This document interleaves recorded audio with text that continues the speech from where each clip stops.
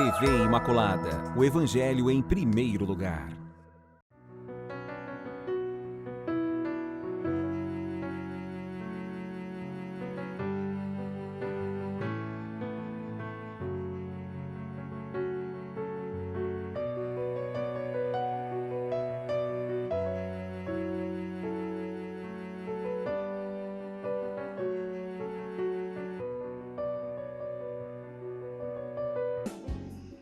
Olá, com muita alegria no coração, nós estamos aqui de volta pela TV Imaculada, programa Respostas. Programa nesta TV que evangeliza, essa TV que informa, essa TV que nos traz esperança. Com muita alegria, mais uma vez, estamos aqui exatamente nesse programa que acontece aqui pela TV Imaculada e nós queremos então apresentar um pouco para você, sobretudo se você está participando pela primeira vez do nosso programa, para você conhecer um pouco a dinâmica nossa. Nós temos 3 blocos e no primeiro bloco nós temos a reflexão sobre um tema da atualidade, normalmente uma situação da nossa vida que é iluminada pela palavra de Deus, e a igreja dá seu parecer ou exprimiu seu parecer sobre essa realidade no Concílio Vaticano II, e aí a gente reflete exatamente sobre esse parecer, sobre esse tema da atualidade. Esse é o primeiro bloco do nosso programa. Já no segundo bloco e terceiro, nós temos o desenvolvimento daquela dinâmica que é a tentativa, o esforço de responder às perguntas que vocês nos enviam. Então, já aproveito já no início do programa para alertar vocês que estão aí por todo esse nosso Brasil, porque a Parabólica também está fazendo chegar esse programa para todo o nosso Brasil, que o número do telefone para vocês entrarem em contato tem que ser colocado o código do estado, Campo Grande, Mato Grosso do Sul. Nosso código do estado é 67. Então, 67 o código, 993470532, 993470532, e você pode enviar sua pergunta, seu comentário, sua participação, porque isso muito nos alegra, né? Isso muito nos alegra. E nós queremos agora começar já o programa através desse trabalho que a gente faz de reflexão. É importante a gente refletir. E nós estamos trabalhando já tem alguns 4 ou 5 programas, em média é isso, gente, onde nós estamos falando sobre o convite que a igreja faz à humanidade, alertando a humanidade diante do agravamento, do grau de periculosidade, do instrumental bélico que a humanidade construiu por meio da tecnologia, a capacidade, alertando que a capacidade destrutiva dessas armas, desses armamentos, colocam em causa uma questão muito séria, que toca o próprio destino da humanidade. Então, por isso que a igreja se preocupou na Gaudium et Spes, nesse documento, em falar sobre o tema do evitar a guerra. Esse é o panorama do capítulo que nós estamos refletindo. E vocês sabem que quando o texto ele é muito grande, nós fazemos aqui uma divisão, e nós vamos falar hoje na primeira parte sobre a proscrição total da guerra e a ação internacional para a evitar. Então esse é o subtítulo de hoje. Então vamos disponibilizar para vocês exatamente também aí, para você poder visualizar, o texto do número 82 da Gaudium et Spes. Então vamos para a leitura e depois, na sequência, a gente retorna para a reflexão. Evitar a guerra. Proscrição total da guerra e ação internacional para a evitar. Parte 1. É, portanto, claro que nos devemos esforçar por todos os meios por preparar os tempos em que, por comum acordo das nações, se possa interditar absolutamente qualquer espécie de guerra. Isto exige certamente a criação de uma autoridade pública mundial, por todos reconhecida e com poder suficiente para que fiquem garantidos a todos a segurança, o cumprimento da justiça, e o respeito dos direitos. Porém, antes que esta desejável autoridade possa ser instituída, é necessário que os supremos organismos internacionais se dediquem com toda a energia a buscar os meios mais aptos para conseguir a segurança comum. Já que a paz deve antes nascer da confiança mútua, do conseguir, do que ser imposta pelo terror das armas, todos devem trabalhar porque se ponha finalmente um termo, um fim à corrida aos armamentos, e porque se inicie progressivamente com garantias reais e eficazes a redução dos mesmos armamentos, não unilateral, evidentemente, mas simultânea e segundo o que for estatuído. Entretanto, não se devem subestimar as tentativas já feitas ou ainda em curso para afastar o perigo da guerra.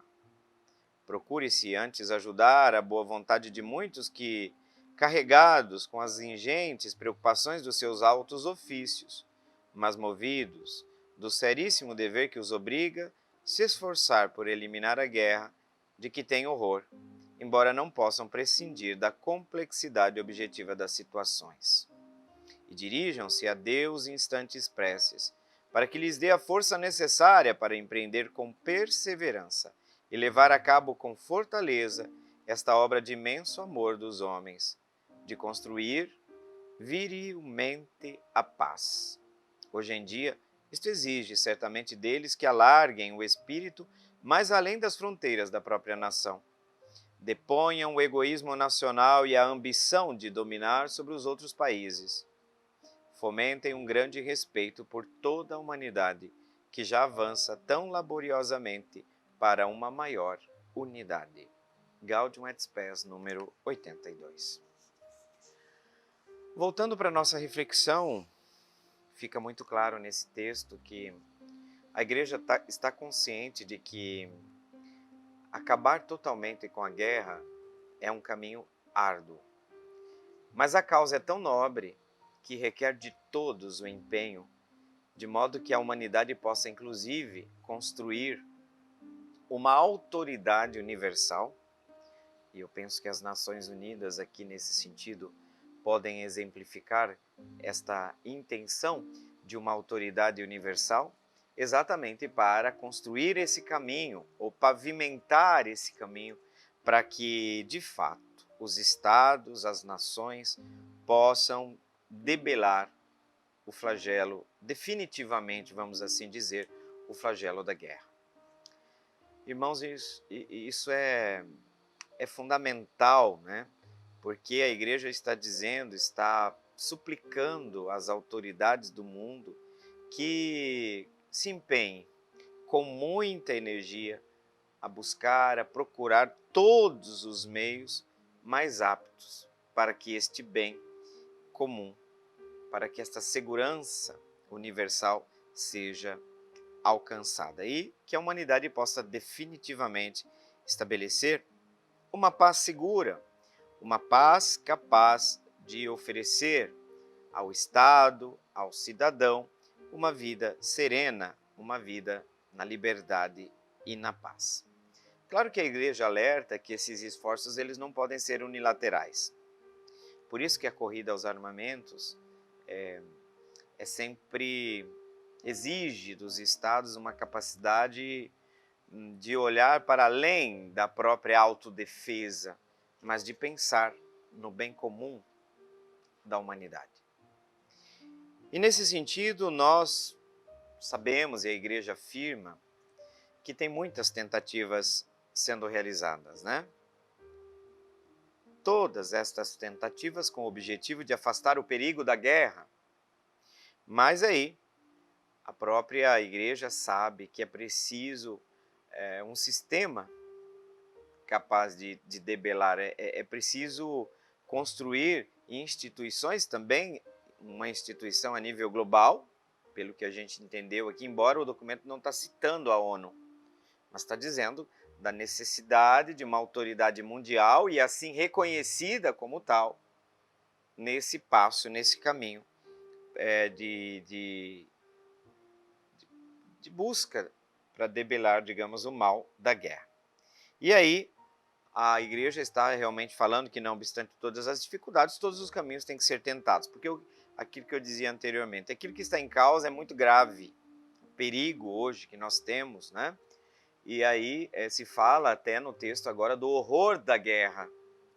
Isso porque, de fato, o limite, digamos, por muitas vezes é ultrapassado. Hoje, quando a gente ouvia falar do conceito técnico, por exemplo, de uma guerra cirúrgica, onde um Estado vai desenvolver certas determinadas tecnologias bélicas e elas só vão, por exemplo, atingir aquele determinado alvo. A gente percebeu que isso, na verdade, na prática não acontece. E também, inclusive, não sei se vocês recordam, quem assistiu o programa, onde o texto da igreja falava já, por exemplo, do apelo ao terrorismo. Quer dizer, o terrorismo, por exemplo, até na guerra nós temos uma ética. Existe um contrato entre as nações. Olha, os limites de uma ação bélica, por exemplo, cuidado com os feridos, certos contratos dos países, mesmo quando estão em estado de guerra, tem certos limites que as nações estabelecem. Quando nós estamos falando do terrorismo, nós estamos falando do vale tudo. Estamos falando do vale tudo. E aqui o terrorismo utilizado como arma de guerra, e é assim, com aquele objetivo muito claro, causar medo, né? Intimidar a nação e o povo oponente, né? E aí também a igreja está falando que esse trabalho não pode ficar só conosco, não. É preciso dobrar o joelho, é preciso dirigir a Deus em instantes preces. Assim está dizendo o documento, instantes preces, para que dê a todos a força necessária para empreender com perseverança. Olha só, tem que ser insistente, É preciso perseverança, porque o espírito humano normalmente está tendencialmente voltado para o egoísmo, para a guerra, para a competição e tudo aquilo que a gente já vê cotidianamente e a gente sabe como que funciona, né? E isso levado pelo amor dos homens, né? De construir a paz. E aí, se fala que é preciso alargar as fronteiras para alcançar esse objetivo. Eu falo da fronteira, o documento está citando as fronteiras da própria nação, por isso que eu falava que requer de fato um empenho universal. E aí, interessante que o documento termina dizendo que essas nações, ao abrir as próprias fronteiras, deponham o próprio egoísmo, ou chama-se aqui egoísmo nacional, e, sobretudo, a ambição de dominar sobre outros países. Gente, falar a verdade para vocês, boa parte das guerras que nós acompanhamos, pode observar, tem um interesse econômico por trás. É muito difícil que isso não aconteça, tá? É muito difícil. Então as nações têm que depor essa ambição de dominar os outros países, né? E aqui o documento termina dizendo que é preciso fomentar um grande respeito por toda a humanidade. Eu penso que a gente perdeu isso e é preciso recuperar, porque laboriosamente já se percebe que a humanidade está buscando uma maior unidade. E aqui eu penso que, mais do que nunca, as Nações Unidas como órgão, vamos chamar assim, deveria ser imparcial, essa suprema autoridade, assim reconhecida, claro, toda uma legislação de direito internacional, que seja capaz de garantir ou de, pelo menos, colaborar com esse processo para que a gente finalmente acabe com as guerras. Gente, um sonho? Não sei. Teve um período da história em que nós não tivemos guerra? Parece que isso é um sonho bastante distante. Não custa sonhar, mas a igreja está falando que a gente tem que trabalhar nessa direção, porque hoje nossos armamentos têm um poder destrutivo de alcance inimaginável e terrível. Certo? Já me comunicaram então que nós estamos terminando esse primeiro bloco. Vamos para o nosso intervalo e voltamos na sequência. Até daqui a pouco.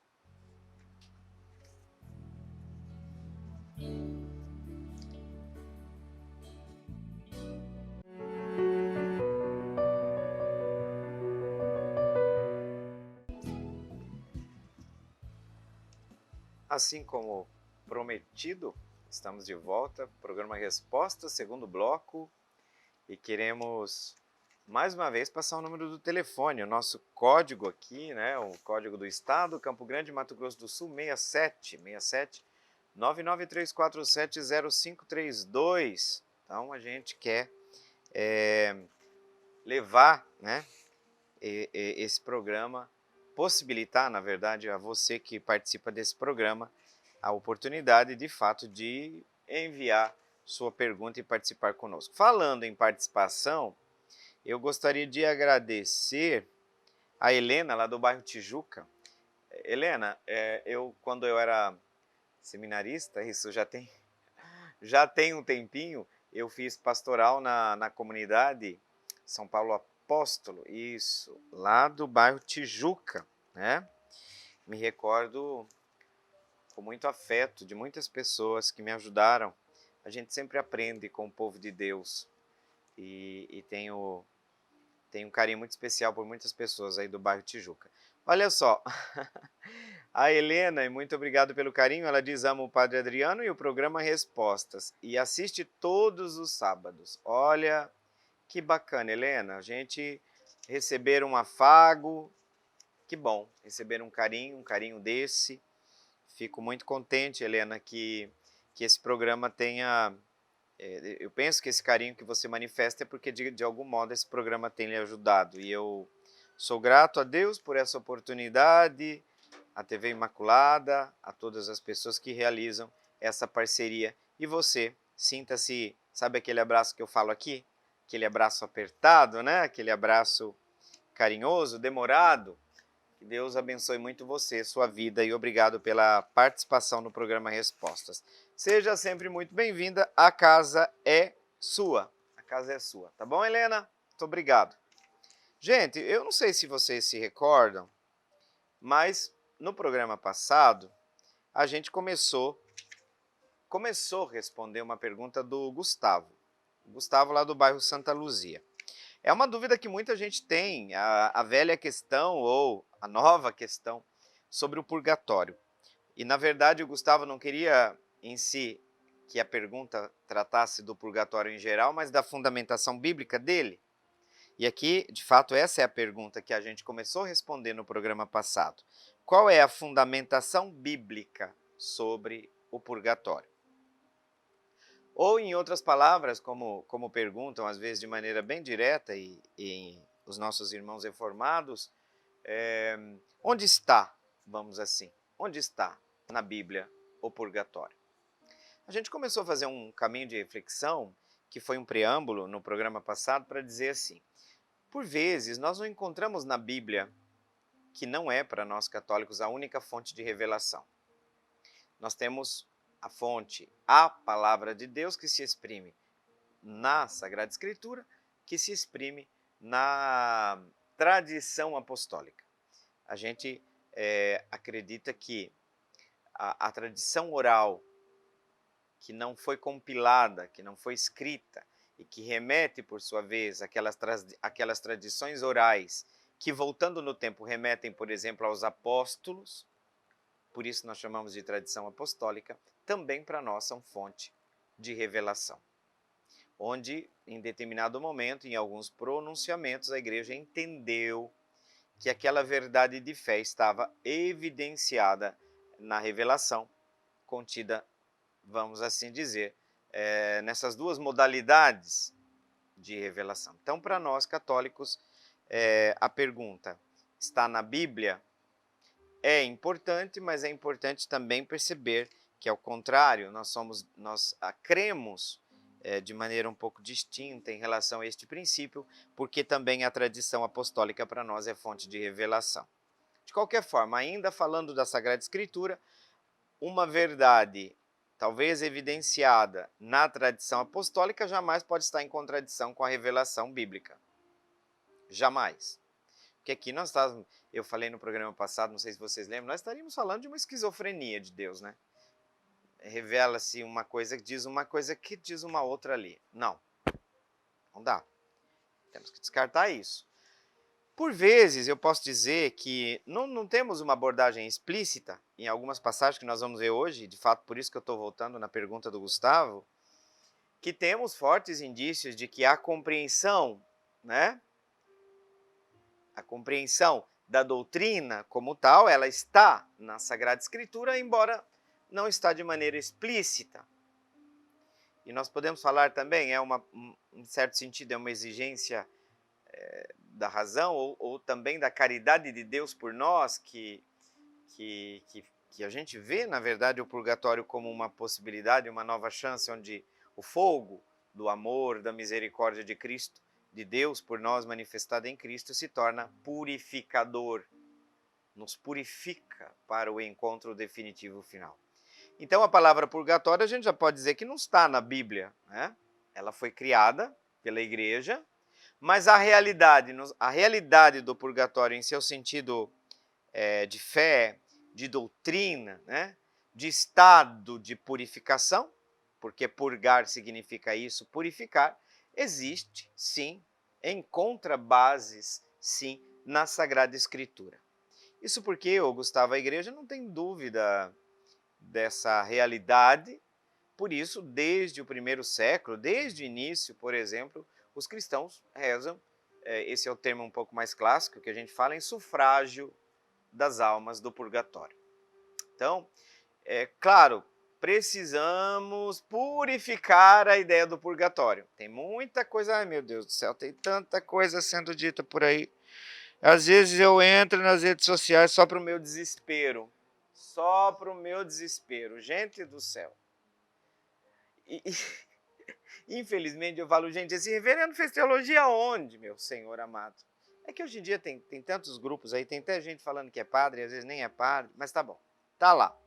Gente, não dá para você desenhar essas realidades escatológicas. Nós temos muitos dados da revelação, mas tem gente aí, por exemplo, impondo a quem está assistindo o vídeo deles a visão de tal santo, de tal beata, visões privadas, revelações privadas. Gente, eu não sou obrigado a acreditar nisso. Não somos obrigados a acreditar nisso. Então a gente precisa, em primeiro lugar, ver a fundamentação bíblica, não colocar em primeiro lugar a visão do tal santo. Não. Óbvio que se ele é um santo, aquilo que ele disse, a igreja não encontrou contradição com a Sagrada Escritura, com a tradição apostólica. Então isso fica claro para nós. Você não é obrigado a crer como aquilo que é patrimônio comum doutrinário da nossa fé. Normalmente com a palavra dogma, a gente quer definir aquilo que, olha, é conteúdo essencial da nossa fé. Você deixou de crer nisso, você pode crer no que você quiser, mas deixou de crer nisso, por ser parte do patrimônio estrutural da nossa fé, você é qualquer coisa menos cristão católico. Isso estrutura a nossa identidade, quando eu falo de um tema estrutural, né? Por exemplo, temos relatos já desde São Gregório Magno, nós estamos falando ali em 604, século VII, né? Ele é um papa, foi um papa importante, um doutor da igreja, e explicava, por exemplo, nas suas homilias, o Papa Gregório, por exemplo, explicava a partir de uma palavra de Jesus, tirada de Mateus 12, versículo 31. Olha só. No que concerne a certas faltas leves, isso dizia o Papa, deve-se crer que existe antes do juízo um fogo purificador. Tá? É distinto do fogo do inferno. Tá? Distinto. Porque aqui é a ideia do fogo que purifica o ouro, por exemplo, depuração do ouro, como é feita com fogo. Então, segundo o que Jesus, segundo São Gregório Magno, o que Jesus afirma, ele que é a verdade, dizendo, por exemplo, que se alguém tiver pronunciado uma blasfêmia contra o Espírito Santo, vocês lembram? Olha só o que diz lá no texto, não será perdoado nem no presente século, nem no século futuro. Vocês estão vendo aqui uma menção, segundo a compreensão de São Gregório Magno, uma menção, vamos chamar assim, direta do purgatório, não vai ser perdoado o pecado contra o Espírito Santo, resumindo a passagem bíblica, Mateus 12, 31, não vai ser perdoado nesse mundo, nesse século, a tradução de século quer dizer mundo, nem no século futuro. Então estamos falando é de uma realidade que comporta um outro estado chamado de século futuro, segundo a afirmação do próprio Jesus no Evangelho de Mateus. Agora, o que a gente pode deduzir? Que certas faltas podem ser perdoadas no século presente, ao passo que outras no século futuro. Ou seja, o pecado contra o Espírito Santo não pode ser perdoado aqui nem no século futuro. Isso significa que se é reservado, se é impedido o perdão, se não é possível, melhor dizendo, o perdão do pecado contra o Espírito Santo nem no século futuro, eu estou na outra face da moeda dizendo que no século futuro algum tipo de perdão é possível. E aqui quando a gente fala do pecado contra o Espírito Santo, ou seja, a pessoa recusa de maneira absoluta, de maneira total, todos os caminhos da salvação. Aqui está dizendo, olha, a pessoa fechou completamente as portas. Então, não vai ser perdoado nesse mundo, nem no mundo futuro. Veja que aqui, nosso Senhor, Jesus Cristo, nesse trecho, repito, implicitamente, está dizendo sim, que há pecados que serão perdoados no mundo futuro. E nós podemos dizer que esse mundo futuro compreende a realidade inaugurada após a morte. Não é isso, Gustavo? A realidade inaugurada após a morte. Então, o ensinamento sobre o purgatório também lança raízes já na crença dos próprios judeus no Antigo Testamento. E aqui nós vamos ter uma dificuldade grande, porque essa citação que eu vou fazer não se encontra na Bíblia dos nossos irmãos reformados, porque é o texto de Macabeus, que relata, esses fatos 200 anos antes de Cristo, quando ocorreu o que nós chamamos o episódio de Judas Macabeus. O que acontece ali? Narra-se nesse episódio, 200 anos antes de Cristo, que alguns soldados judeus foram encontrados mortos num campo de batalha. E aí foram encontrados debaixo das suas roupas, escondidos, objetos sagrados, alguns objetos consagrados aos ídolos, o que era evidentemente proibido pela lei de Moisés. Meu Deus, a idolatria entre os pecados era aquele mais grave, na concepção judaica. Então Judas Macabeus, o que diz? Judas Macabeus fala, olha, vamos fazer uma coleta para que fosse oferecido em Jerusalém um sacrifício pelos pecados desses soldados. Está percebendo? Judas Macabeus, quando encontraram essas estatuetas, com uma clara expressão da atitude final de idolatria desses soldados, Judas Macabeus convoca Israel para uma grande coleta, para que pudessem depois oferecer sacrifícios por esses soldados, todos já mortos, tá? Todos já mortos. E aí a passagem que diz, segundo Macabeus, capítulo 12, 39 e 45, o que diz? Então encontraram debaixo, agora aspas, tá, gente? Encontraram debaixo da túnica de cada um dos mortos objetos consagrados aos ídolos de Jâmnia, que era o povo vizinho, coisas proibidas pela lei dos judeus. Ficou assim evidente a todos que haviam tombado por aqueles motivos. Puseram-me em oração, implorando que o pecado cometido encontrasse completo perdão. Depois, sempre Judas, está falando aqui de Judas Macabeus, ajuntou numa coleta individual cerca de 2.000 dracmas de prata, que enviou a Jerusalém para que oferecessem um sacrifício propiciatório. Tá? Expiatório, propiciatório, acho que a gente pode aproximar essas duas palavras, aí não tem problema não. Com a ação tão bela e nobre, ele tinha em consideração a ressurreição, porque as orações e esses sacrifícios foram oferecidos pelos soldados mortos. Olha só, considerando aqui a questão da ressurreição, tá? Porque se não acreditasse na ressurreição dos mortos, tal oração, tal sacrifício nós poderíamos considerar absolutamente supérfluos, gente? E em vão orar pelos defuntos, porque é isso que está acontecendo aqui nessa passagem de Macabeus. Judas Macabeus está convocando Israel para oferecer sacrifício e orar pelos mortos. É isso que está acontecendo nessa passagem, mas é que eu disse para vocês. Infelizmente, nossos irmãos reformados não têm essa passagem do livro de Macabeus, tá? Mas para dizer que também está na Sagrada Escritura, ou vamos dizer nessa parte que é a nossa, nessas partes todas que compõem os livros na compreensão católica, tá? dos textos inspirados, considerados inspirados. Nós vamos para a nossa pausa, fica ali o fato de que Judas Macabeus mandou fazer a coleta, pediu que o sacrifício em Jerusalém fosse oferecido, então seria em vão se não acreditasse em ressurreição e também não acreditasse que tais orações pelos mortos pudessem surtir algum efeito positivo para eles, não é? Vamos para o intervalo e voltamos na sequência.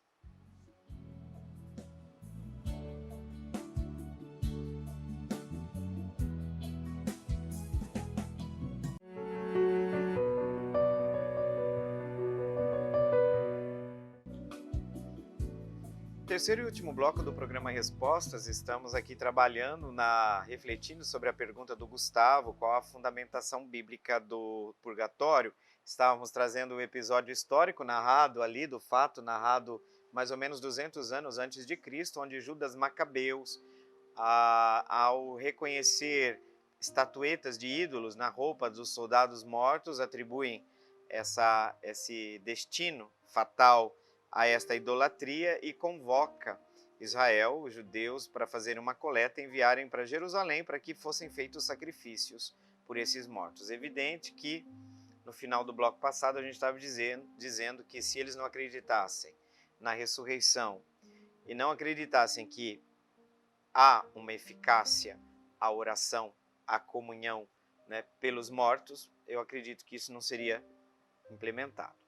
Então, nesse caso, nós podemos dizer que Judas Macabeus considerava a magnífica recompensa que está reservada àqueles que adormecem com sentimentos de piedade. Então, as preces vêm aqui também por compaixão diante desses soldados que caíram no perigo, no pecado da idolatria.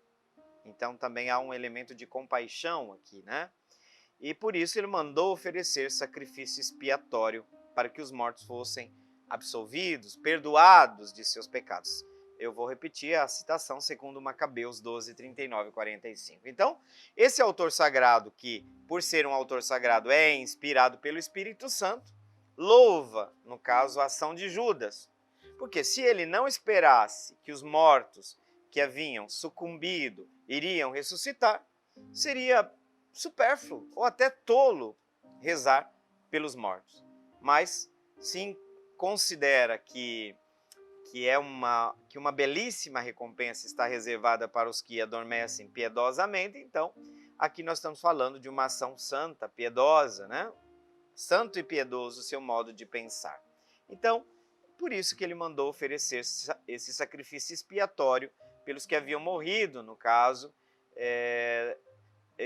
a fim de que fossem absolvidos de seus pecados. Olha só. Aqui, nós sabemos, nesse caso, nós vemos pessoas que morreram na amizade com Deus, mas com uma incoerência, tá? Com uma incoerência, com uma imperfeição, que não foi substancialmente a negação da fé, né? Já que estavam combatendo no exército de Deus contra os inimigos, né? Mas cometeram uma falta, né? Que não foi, vamos assim dizer, mortal, é o que a gente fala agora, né? É o pecado destinado ao purgatório. Qual que é a intensidade? Grave, mortal? Então a gente percebe que o estado de espírito da vida da pessoa, na sua opção fundamental, optou por Deus. Mas essa opção nem sempre foi explícita e ela foi por vezes contaminada, né, pelo erro. Então fica claro que Judas Macabeus, que os judeus, no texto de Judas Macabeus, que os judeus oravam pelos seus mortos. Por eles ofereciam sacrifícios e que os próprios sacerdotes hebreus, por exemplo, naquele tempo, já aceitavam no templo, já ofereciam sacrifícios em expiação dos pecados dos falecidos. Então, esta prática estava apoiada, sobretudo, Gustavo, na crença na ressurreição dos mortos. Esse é o ponto. E como para nós o livro dos Macabeus integra o livro do cânon dos livros inspirados, aqui está uma forte base bíblica para que nós possamos dizer que a crença no purgatório tem base bíblica e também, junto com isso, a oração em favor dos mortos. Paulo, você quer uma outra base bíblica? Vamos dar uma olhada no ensinamento de São Paulo, né? Com base nos ensinamentos de São Paulo, por exemplo, a igreja entendeu também a realidade do purgatório. Se você pegar a passagem, Gustavo, 1 Coríntios 3,10, ele fala de pessoas que construíram sobre o fundamento que é Jesus Cristo. Aí, nesse caso, utilizando uns material precioso, resistente ao fogo, aí nós estamos falando do ouro, estamos falando da prata, pedras preciosas, mas outros que colocaram o fundamento em metais não muito preciosos, né? Vamos chamar assim, materiais não muito resistentes ao fogo, por exemplo, a palha, a madeira. Todos aqui são fiéis a Cristo, mas uns com muito zelo e fervor, outros com uma certa tibieza, com uma certa relutância. E aí Paulo apresenta o juízo de Deus sobre a imagem do fogo, né? E aqui as obras de cada um vão ser provadas pelo fogo. Interessante que Paulo fala sobre isso. Se a obra resistir, o seu autor vai receber uma recompensa, mas se não resistir, o seu autor sofrerá as consequências, sofrerá detrimento, sofrerá uma pena. Né? Claro que não será necessariamente a condenação, porque aqui Paulo está falando explicitamente que o trabalhador se salvará, mas como que através do fogo, isto é, através de sofrimentos, mas que tem um objetivo muito claro: purificar, preparar a pessoa para o encontro definitivo com Deus. Então, aqui fica claro também nessa passagem. E agora vamos para Marcos. Marcos, pode anotar aí, Gustavo, procura lá a passagem de Marcos 3, 29. Também há uma imagem muito nítida do purgatório ali. Vamos dar uma olhada? Olha só, passagem bíblica, tá? De Marcos. Por isso, vamos colocar aspas aí. Mas se o tal administrador imaginar consigo, a parábola do administrador esperto, né? Astuto.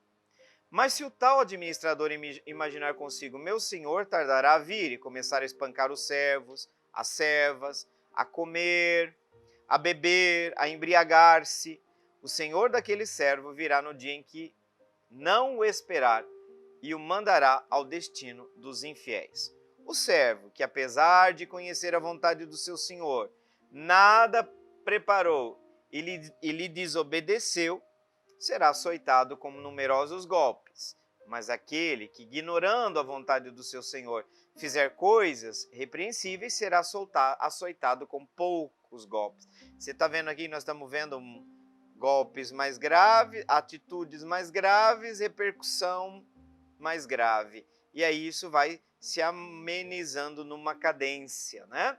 Então, aqui estamos falando na passagem de Lucas, também 12, 45, é narrada em 45, 48, é uma referência clara ao que a igreja chama de purgatório. Após a morte, então, há um estado onde é oferecido aos fiéis um estágio de purificação. Que é uma outra passagem, Gustavo? Lucas, vai para Lucas, capítulo 12. Olha, quando você for ao seu... Lembra a passagem bíblica que Jesus diz? Quando você for ao magistrado, com teu adversário, se apresentar diante do magistrado, fará todo o possível para entrar em acordo com ele. Durante o caminho, porque na hora que você chegar diante do juiz, né? A fim de que ele não te arraste até o juiz, e o juiz te entregue ao executor, e o executor te ponha na prisão. Veja, digo-te, final da citação, não sairás dali até pagares o último centavo. Veja que aqui está falando que existe uma possibilidade de você pagar até o último centavo. Uma vez paga a dívida, o que nós estamos falando? Nós estamos falando de uma possibilidade de pagar essa dívida. Você não vai sair dali enquanto você não pagar o último centavo. Então, o que é o purgatório? O que é esse centavo? Estamos falando de uma dívida, mas aqui a dívida é pensada como pena. Pena a quê? Há atos onde o pecado sujou, como que eu vou dizer assim? Porque aqui nós vamos pensar o purgatório como uma lavagem, lavar, não tomar um banho, né? Que sujou, que, digamos assim, comprometeu a integridade da pessoa na sua comunhão plena com Deus. Então é um estágio onde você tem que pagar, né? E nós vamos falar aqui nesse sentido de sempre de um sofrimento que purga. É um sofrimento que tem o objetivo de purificar. Porque por muitas vezes a ideia trágica do purgatório apresentou o purgatório como uma sala de espera do inferno. É absolutamente contrário ao ensino da igreja, porque é uma sala de espera do céu. Só tem uma porta para você sair do purgatório. É o céu. É a única porta que tem no... Claro, cuidado que nós estamos falando de imagens, de coisas para a gente concretizar, porque nós precisamos do espaço e do tempo para pensar. Mas estamos falando de um estado, né? Então, não sairá dali enquanto você não pagar o último centavo. Que coisa, né? E aí, por último, para a gente encerrar essa sua parte, essa sua pergunta, Gustavo, pode pegar 1 Pedro 3, 18 e 19, pode ir para o capítulo 4 e o versículo 6. Também ali a gente vê uma realidade do purgatório, porque olha só o que diz ali, né, no 1 Pedro, a carta de 1 Pedro. Pois também Cristo morreu uma vez pelos nossos pecados, padeceu a morte em sua carne, mas foi vivificado quanto ao Espírito. É neste mesmo Espírito que ele foi pregar aos espíritos que eram detidos na prisão, aqueles que outrora, nos dias de Noé, tinham sido rebeldes.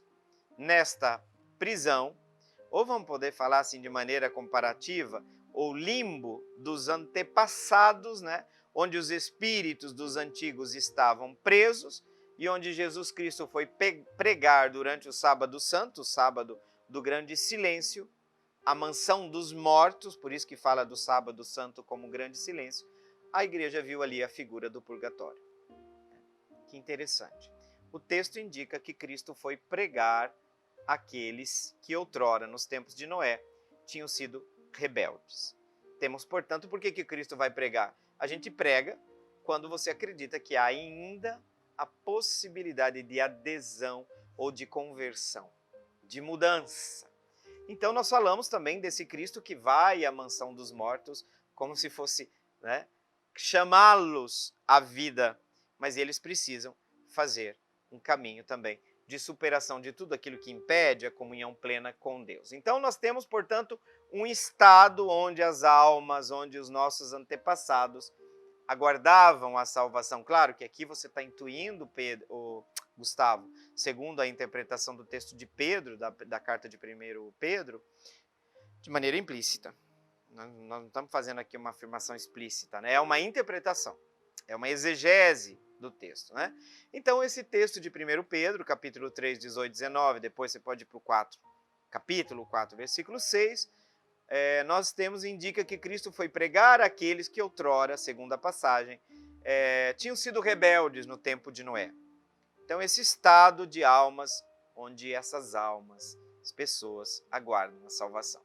Não é um lugar de tormento eterno, mas também não é um lugar de felicidade plena, como a gente encontra no paraíso, na vida eterna, porque ali já está se vivendo na plenitude, está diante do face a face, a glória de Deus, na presença de Deus. Não é o céu aqui, mas também não é o inferno, porque eu não estou falando de penas eternas, né? É um lugar onde os espíritos, as pessoas, né, na condição ali na condição do elemento, né, alma, espírito, é um lugar onde os espíritos aguardavam essa salvação por meio desse processo de purificação. E é interessante que acontece no purgatório? Nós encontramos o juízo, o fogo purificador do amor. O amor é como um fogo que nos purifica. Então, eu gosto muito de usar a comparação com o processo de purificação do ouro. Processo de purificação do ouro. E você sabe, uma vez teve uma homilia de Dom Dimas, foi muito extraordinária em relação a essa ideia de purificação, porque também tem o seguinte, se tem excesso de fogo, você causa detrimento para o próprio ouro. Então ali tem uma certa dosagem desse fogo, né, purificador que visa, por exemplo, extirpar para que o ouro fique puro. Extirpar do contexto ali do ouro todas aqueles objetos, aqueles elementos estranhos à pureza do próprio ouro. Então se fala assim, gente, o egoísmo não pode se apresentar diante de Deus. E todos nós, acho que, gente, eu falo assim, por vezes, ideias, tá? Aqui eu tô, vamos fazer assim, tempestade mental. Eu penso que é difícil a gente não passar no purgatório, gente, não experimentar, porque ninguém de nós sai desse mundo completamente pronto para o encontro com Deus. Então, a possibilidade, do ponto de vista de uma ordem racional, todos nós somos necessitados de aperfeiçoamento, de vencer aquele egoísmo que por vezes fala ainda ao nosso coração. certo? Esperança, porque ir para o purgatório já é uma grande bênção, né? A porta do céu está garantida. E a gente mantém essa comunhão também com os nossos irmãos e irmãs que nos precederam nessa experiência. Vamos lá, final do programa. Vamos invocar a bênção de Deus por intercessão de Maria Imaculada, que essa bênção traga paz, bênção, proteção, alívio também se você está sofrendo. O Senhor esteja convosco, Ele está no meio de nós, pela intercessão de Maria Imaculada. Desça sobre você, sobre sua vida, também sobre suas feridas e dores, a bênção de Deus Todo-Poderoso, Pai e Filho e Espírito Santo. Amém. Muito obrigado pela sua companhia. Fica a promessa do reencontro. Salve Maria Imaculada. Meu coração é para ti, Senhor. Meu coração é para ti, Senhor. Meu